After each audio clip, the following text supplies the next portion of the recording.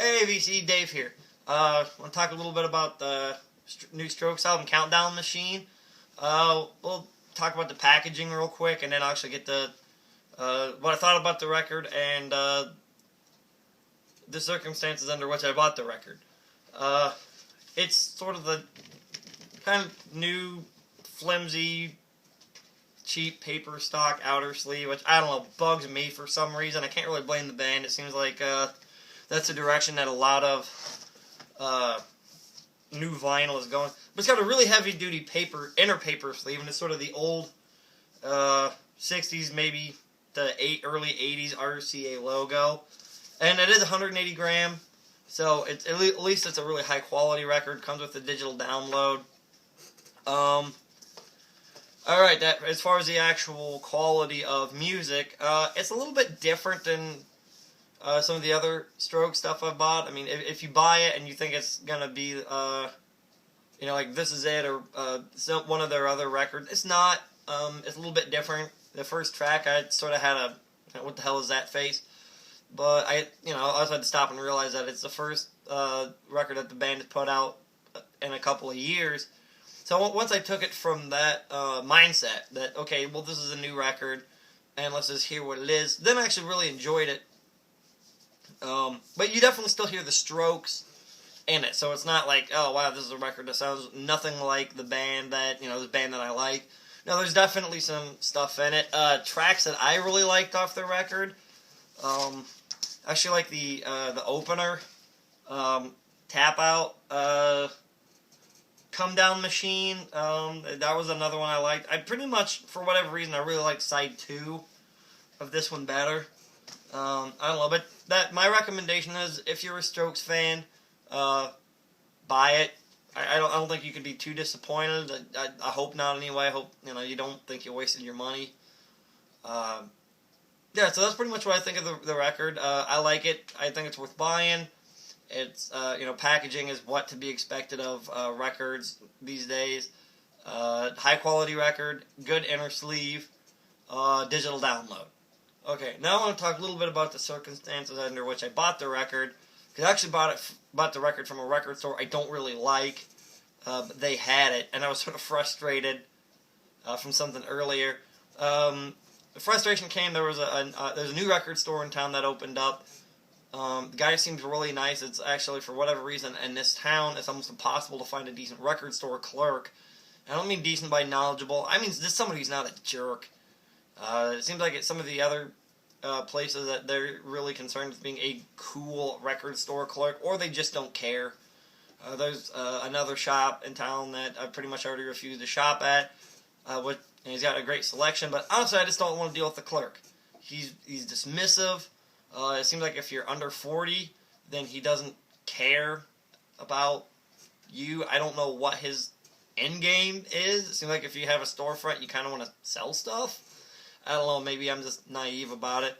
But anyway, we went to the new record store, and I felt really bad for the guy because his distributor was behind and bringing him stuff. He had very few records. I actually ended up ordering Explosions in the Sky through him, because honestly, we went in there, and I could tell he didn't have a lot, and I felt really bad. It's a record I wanted anyway. So I just ordered it through him. My brother had been in there before, said they had the record, but the guy said, I'm sorry, I sold it, a few hours ago earlier this afternoon. He said, would you like me to order? And I said, sure. Because, I like the setup of the store, and the guy is a genuinely nice guy. So I was a little bit bummed out, though, because, my to-be-listened-to stack had drastically diminished. And I kind of had one of those, well, I've already listened to all these records moment. I want a new record. So we went over to another shop, which is where the Strokes album came from. But I'm getting tired of that store too. And I don't know, maybe it's just me. But it's making it really hard for me to continue to want to buy at the local record stores. First and foremost, number one, it really just seems like they don't care that you're there. I don't know if other people have done that. I don't know if it's just record stores in the town that I'm at. I find it honestly very condescending, very hurtful. My brother has asked for inner paper sleeves, I believe 3 consecutive weeks, and the clerk has told him, "Oh, well, we don't have him now, but we're gonna have him. We're gonna have him next week." And for me, I'm in school, I'm in the business world, not in the finance, more of the organization side of things. But I don't understand how, as a storefront business, if someone continues to come in and ask for things, and if you're putting sleeves and records that you're selling, I don't understand how you would not buy sleeves. I had the same thing with trying to get a record cleaning brush. Actually, this is it. This is very similar to the one I wanted. That was the first thing I bought. I ended up buying it at Radio Shack because no shop wanted to, carry any vinyl related things. So not only number one is they didn't really seem to have any accessories. They had plastic outer sleeves, not Blake sleeves, but just plastic outer sleeves. No paper inner sleeves. Really didn't seem like any other kind of accessories for vinyl lovers. And it seemed like a lot of their other stuff, especially used stuff, if it was like a big name from the 60s or 70s, like the Beatles or Pink Floyd or the Rolling Stones, regardless of condition, was really, really overpriced. And I don't know, that's one of the things that's always been stuck in the back of my head is I know a lot of times as vinyl lovers, we find records for $1 or $2 here and there, and go into hidey holes. I've got a bunch of stuff from pawn shops, and 2 of my Beatles records actually had been water damaged. The vinyl itself was in great condition, but probably the bottom 3 or 4 inches of the sleeves themselves, had some water damage on it. But I was really happy to get them for like $4 or $5. And this shop has records, similar to that, or they had a copy of Meet the Beatles that, some kid had taken multicolored pens and doodled all over the front. I think they wanted like $30 or $40 for it. Had $30 or $40 on both the blue and the red Beatles collection records, and honestly, I didn't, if they were in like mint shape, I could see probably in that ballpark, but honestly, they weren't in mint shape. Millions of them were made, and they had like $40 on them. I have a really hard time personally buying records or buying merchandise from a shop that seems to really overcharge for records like that are not in great shape. If these records are in really good shape, or at least passable, maybe the records themselves were in pretty good shape, but the jackets a little bit biffed up, maybe separating, but the front was clean. I can see that price, that $20, $30 price for maybe those records, but they're not. The vinyl doesn't look hot. The jackets themselves are really beat. So I'm having a really hard time wanting to continue to shop at that place. But I did buy that Strokes record there. It seems like new vinyl they're really reasonable on, probably in the $20 to $30 range, which seems to be about the price for a new record. But yeah, it's just, I will continue buying vinyl, but it's really hard to, deep in my nature, it's support the local business. And when the local business basically shows you that they don't want your business and they don't care and they don't want your money, it's hard to continue supporting that organization. I don't expect them to bend over backwards for me, but I do expect them to have products related to the stuff that they sell. I mean, I wouldn't go to an auto parts store like, oh, well, we don't have oil. We'll get oil in, next week. It's for me, it's that mindset of selling products and not having the support products to go with it. I don't understand that. I know some of those shops are on a really tight budget, but I don't understand it. To me, it's not excessive. It's something that the store should sell. If you disagree with me, put something down in the comments, or post a video.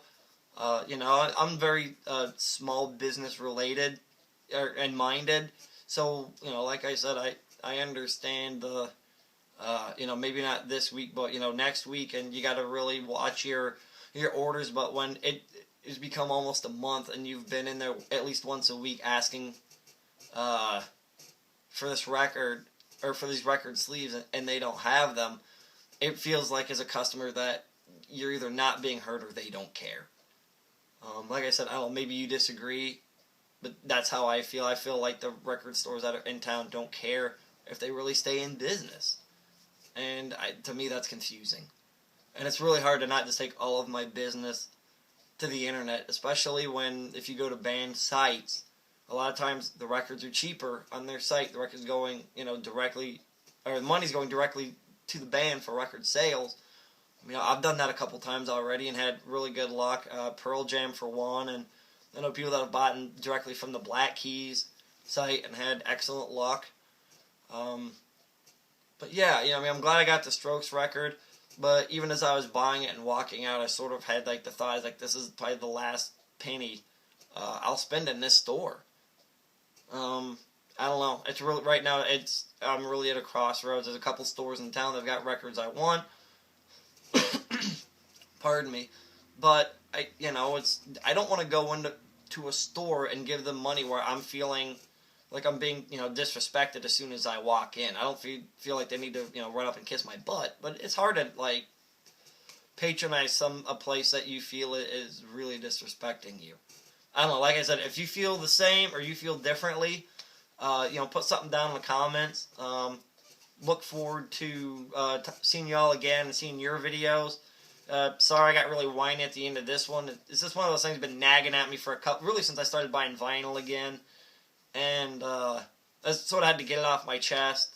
And I actually had to calm down because my brother and I had been, just really talking about how, we felt really disrespected by a lot of the local merchants. And sort of there was a rally cry of just take, either all the money to a couple towns away that has really good stores and really good clerk and really good merchandise, or just take the money directly to the internet. And it's been really hard for me to not just take all my money directly to the internet.